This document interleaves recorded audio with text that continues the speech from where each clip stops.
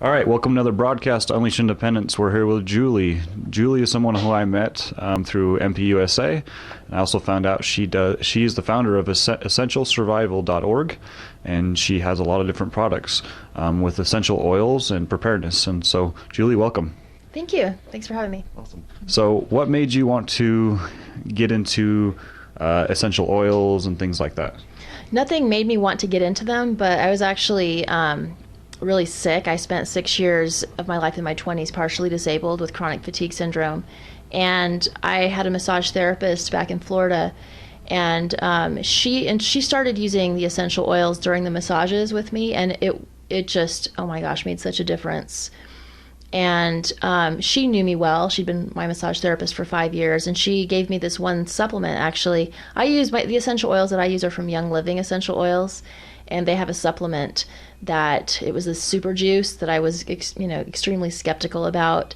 I had tried so many things to get my health back, but my massage therapist actually gave me a bottle and made me try it, and within 1 week I got my health back about 95%. And she gave me an essential oil to try to help with my sleep. I was on 3 different drugs for sleeping, and I was trying to get off of them, and she gave me this oil, and I put it on my feet before I went to bed, and I just melted to sleep.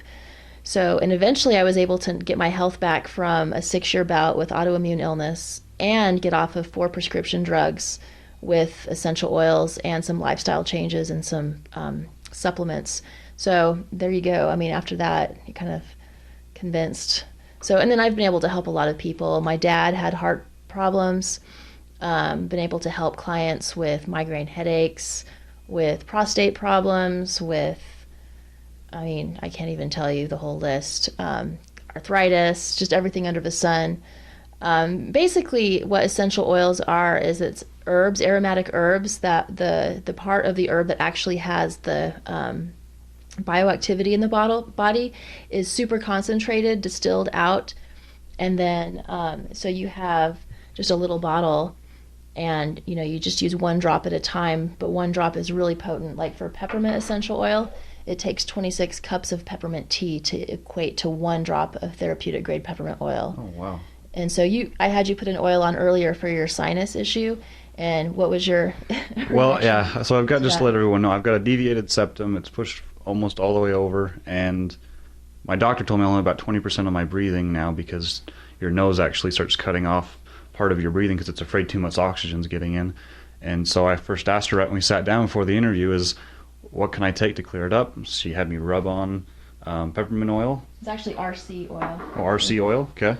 Somewhere over here. So I put that on my hands and I dabbed it. She told me right on my cheeks, and I'm already it's already starting to clear up already. So makes a huge difference just from there. So what is essential oils, and what's the difference between essential oils and something like coconut oil, which is something I've used before, and what's the benefits of using essential oils? Well, I definitely highly recommend coconut oil. So vegetable oils are fatty oils that we use in cooking, and they have fat content, and it's completely different than essential oils. Essential oils are the volatile parts of aromatic plants that are they're steam distilled out of the plant. So they're not oily at all.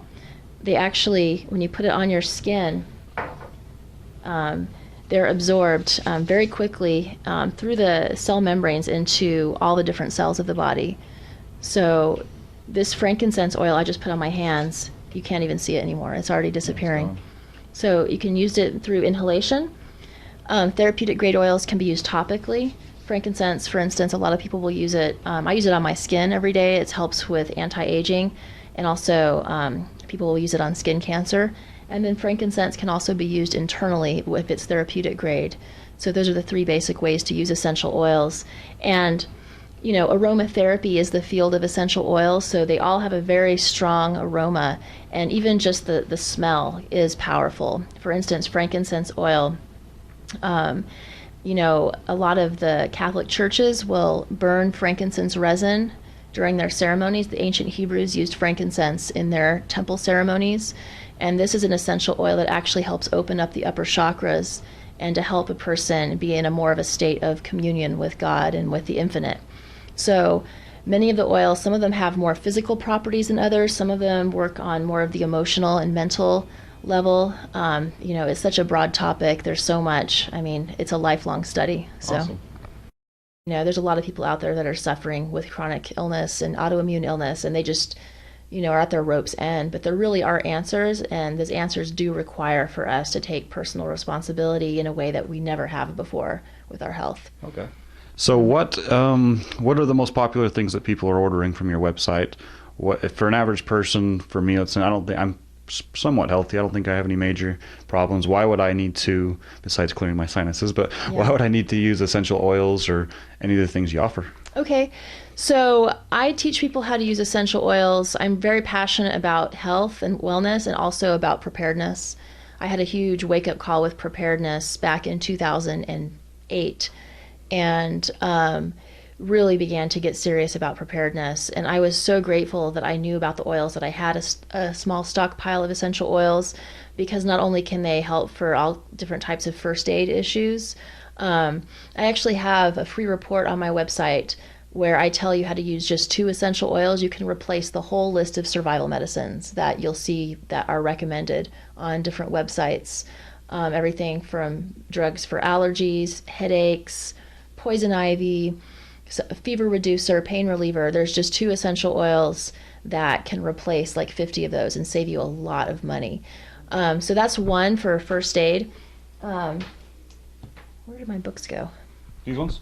Yeah. Awesome. And I actually have also a book that I've put together that even elaborates on just the 2 oils, but it shows how to use 9 essential oils for all different types of injuries and infectious disease and things that people are concerned about with disasters. Everything from gangrene to anthrax to spider bites, puncture wounds, perforated eardrums, etc. Now, the other thing that people would want to have essential oils for is because in the event of any kind of economic collapse. And they've done some research and found that the number 1 cause of death in an economic collapse, a lot of people are freaked out about food and water, and they should, definitely take precautions with that. But the number 1 killer will be lack of access to prescription drugs. And we have 50% of our country that are on prescription drugs. Some of them would be very bad off if they couldn't get access to those. I was one of those people a few years ago. I could not function at all without the 4 different drugs that I was on. It was very, very vulnerable. So this book I've written to show people how to use essential oils and some nutritional supplements and lifestyle changes to be able to get off of their drugs, different things like pain pills. I have a client who actually has cancer, and she has a bad reaction to the pain pills, and she just doesn't like the idea of taking pain pills all the time. And so she'll actually make homemade capsules with an essential oil blend that we have called Panaway. And she says it works really well. She'll sleep better, and she's not having to take the drugs. And you can stockpile essential oils. So if you have chronic pain, or if you have heart disease, diabetes even, you can stockpile the essential oils and various things, but you can't stockpile the drugs, unfortunately, in most cases. So really, it can be a little overwhelming when first people start to look into essential oils. So I like to kind of simplify it a little bit and start with 9 oils that most people can cover most of their bases with. Okay, and what's that package called? I call it the Essential Oil Survival Kit. If you get it from Young Living directly, it's the Everyday Oils Kit. This one? But it's this Essential Oil Survival Kit with 9 oils that are just absolutely incredible for infectious disease, for heart problems, for pain, allergies, headaches, insect repellent, hives. I had shingles a few years ago and was able to get rid of shingles in a few days with one of these oils. Oh, wow. It's the same oil that is great for staph, MRSA. It's great for toothache, tooth abscess, snake bites, cold and flu. And I also clean my house with it because it kills bacteria, mold, and viruses. And there's a small version I've made, the mini essential oil survival kit. I have it available right now. It's only available during the holidays, actually, for people to kind of just sample those 9 oils. But this is something that I found that once people try true therapeutic grade essential oils, I'm not talking like the little kind of cheapy oils in the health food store. I used to use those, I have to admit. Those are not going to I don't recommend those for therapeutic uses. Are they just not potent enough? Oh gosh. Well, the essential oil industry is highly unregulated, and unfortunately, they can put that it's 100% pure essential oil on the label, even if it's not really that oil. For instance, lavender. There was a problem with the lavender fields in France last year, and a lot of the plants were actually sickened and died. But there was no shortage on the market of pure lavender oil, and that's because they were taking a different oil and putting a little lavender with it and maybe add a few chemicals here and there and saying this is lavender oil. But it's not. Lavender oil doesn't have the same properties. Some of the essential oils are even chemically extracted, leaving a chemical residue in the oil, really, really bad. And then, sometimes they're actually adding chemical fillers that to stretch the oil so that they can charge less for it and make more money. So, I'll mention my client with cancer. She's using frankincense oil quite a bit.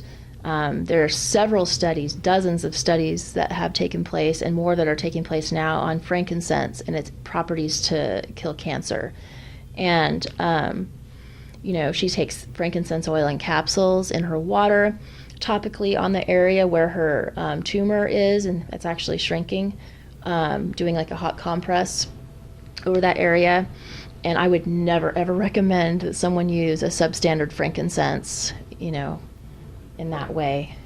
So, Working. yeah. Oh. And she's also doing massive dietary overhaul. She's doing the full gamut. Yeah. Awesome.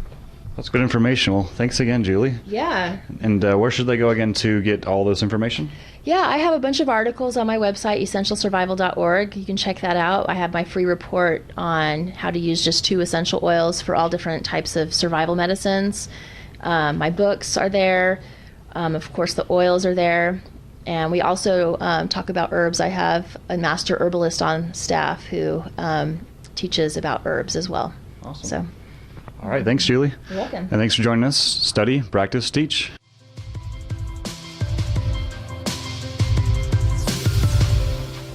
UnleashIndependence.com